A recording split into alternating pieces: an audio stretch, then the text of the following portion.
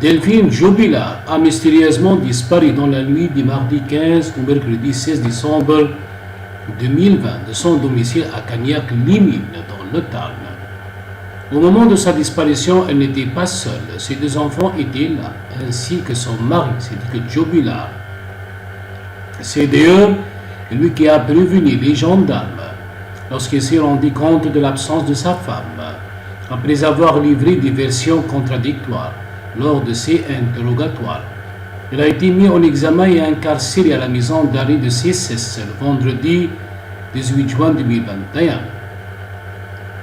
Depuis, il ne cesse de clamer son innocence et fait appel à ses trois avocats, dont Maître Jean-Baptiste Allary, pour ses demandes de remise en liberté. Jeudi 12 mai 2022, il a retrouvé les juges d'instruction pour une confrontation avec son ancien voisin de Céline Marco. Le 15 décembre 2021, il avait confié aux enquêteurs avoir obtenu des œuvres de la part du peintre plaquiste de 34 ans.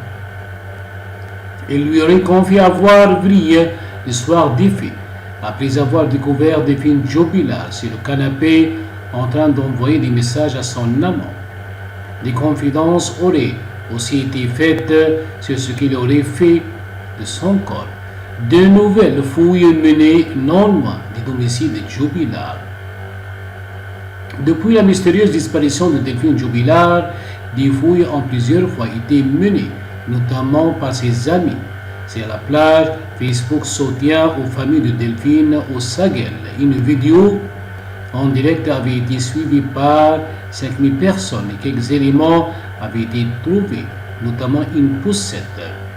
Mais à ce stade de l'enquête, jamais le corps de l'infirmière d'Itar n'a été retrouvé. Lundi 6 juin 2022, la dépêche a pu suivre les proches de Delphine Jubilar et des volontaires anonymes lors d'une nouvelle bâtie. Ils se sont retrouvés au matin devant le cimetière de Cagnac-Limine pour de nouvelles recherches dans les bois alentours, ont précisé nos confrères. Parmi les proches de Delphine Jubilar, il y avait l'un de ses oncles et l'une de ses tantes. On essaie de faire en sorte qu'il y ait toujours quelqu'un de la famille. Ont-ils confié à la dépêche. Le plus jeune de ses cousins était aussi présent. Des détecteurs de métaux et animaux puissants sont disponibles sur place.